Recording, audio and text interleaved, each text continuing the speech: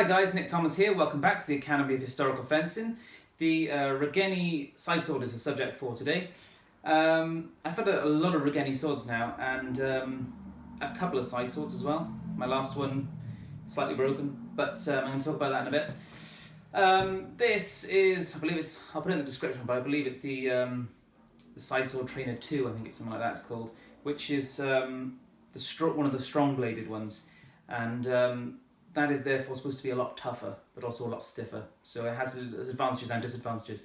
But anyway, specification-wise, in every way, this is a kind of typical side sword of the sort of early to mid, and perhaps going in, even into the late 16th century. So it's a good generic 16th century side sword, early rapier, if you want to call it that kind of thing that is generic for the period. It's basically the Renaissance equivalent of a typical medieval arming sword, a cruciform hilt one-handed sword. It's the Renaissance equivalent. And if you look at it, it is just that kind of sword with a bit of hand protection and usually a slightly longer blade. Nice generic training sword for all kinds of civilian and military combat of the 16th century. So if you want to do something like Marozzo, it's ideal. And if you want to do something like Saviolo, still good as well.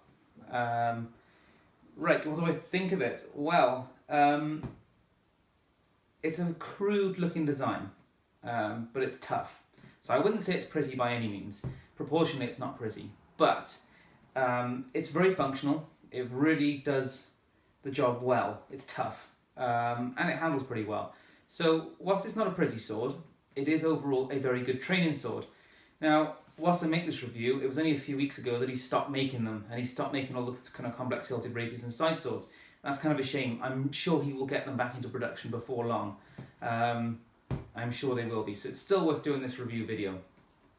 The reason I've not had one of these up until now is just because I had a few bad experiences on his earlier side swords. And this was one. I've had arming swords and side swords where I've broken quite a few component parts. I've broken many at the tip, where they're very thin, and the early swords, you see how whippy that is, were very, very thin, and I broke a couple up here. And this one, as you can see, this had a knuckle bow. It didn't have a quillen sticking out here, it just had a knuckle bow dropping down to the pommel, and that snapped as well. Now, his early side swords tended to have much thinner blades, particularly at the tip, and much thinner guards. You can just see the fingering difference there. It's vastly different, and that's not the weakest part, it was actually this part. So yeah, they were a lot weaker, and also when the knuckle bow came down, it flared out, so it had a blade catcher which caused more stress still. So I hadn't bought another one just because I did have a bad experience with this one, as it just wasn't durable enough. But clearly he sold a lot more of them, and he learned along the way and improved them, made them tougher and better. And this one, so it's 82 centimeter blade, I believe. It's 1 kilo and 70 grams, so close to 1.1 kilo. It's about right for the kind of sword it is. Now there's mass variation historically, so you can't even say what it should weigh. All I'll say is it fits within a historical range, so it's very realistic as a training sword. And that being said, it also means it hits reasonably hard as well. Don't expect the kind of light cutting power of, or relatively light cutting power of a Black Fencer side sword. This is the same weight as a Black Fencer side sword and only a little bit shorter, but there's a lot more mass in the tip, even though it looks quite thin. The actual blade is thicker, not in profile but in the width of the blade, than the old generation stuff. So yeah, it hits reasonably hard. And unlike the earlier ones, it doesn't flex much either. It flexes about the level of most military sabres, most training military sabres, like the Regenyei type stuff and similar. So you've got to go easy on the thrust, and on the cuts, bear in mind it's got quite a whack to it. So as ever, there are glove problems with a sword like this. There always have been for us in HEMA, is that because we want to wrap the finger like this, we need a glove which has a fair bit of movement and dexterity, and a Red Dragon will work with this, but not provide quite enough protection. So if you're going to do fencing with this and a Red Dragon glove, just don't go all out with it. And I mean, that's generally a rule with most sparring anyway. So yeah, do appreciate that it can hit fairly hard. What don't I like about it? Well, as I said, for something where you're going to do a fair amount of thrusting, it is quite flexible. But in that regard, it's quite realistic in other ways. So it has plus or minus. It depends how stiff you like your blades. That's very much a personal thing, on a club thing. The grip is excessively long. Put it into my left hand as well. Okay, the grip is excessively long, and I dislike that aesthetically, and also it just gets in the way with certain actions. And that's on a hammer grip. The minute you go finger over the quillen, again, you've got so much extra down here, more than I'd ever want, which is not ideal for me. But, and there's a huge but, we do practice Maya's rapier.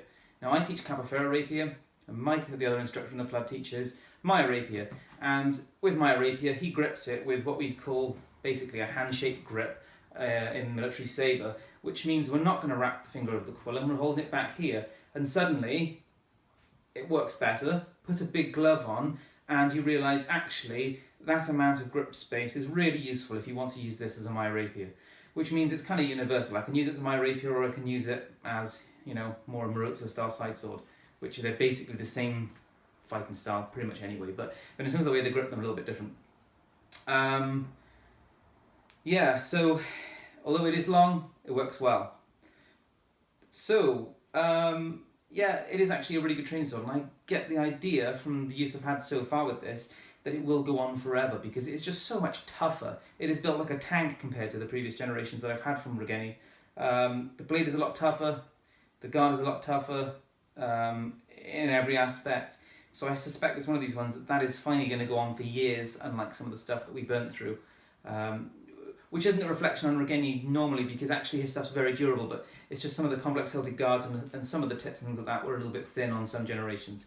So yeah, a really good training sword, and I do hope he gets them back into production, because it's a good generic 16th century training sword for all of the kind of 16th century one-handed sword styles. So you can use it for all kinds of stuff, and you can even use it to go through some sort of Capoeira rapier at drilling level, even though it's a bit small, a bit less hand protection. So it is useful to have in the bag for that as well, particularly as it's flat. Anybody who's had, you know, full hilted rapiers and basket hilts knows that they just clog your bag up and they tend to rip through and all kinds of things. So yeah, there you go, Regenyei Sidesword, strong blade. I really would recommend it, so long as you appreciate the fact that it can deal quite a blow in both cut and thrust. So yeah, overall, really good training sword. Something I'm definitely going to be keeping and I use quite a bit. So thanks for watching, I hope you enjoyed the video.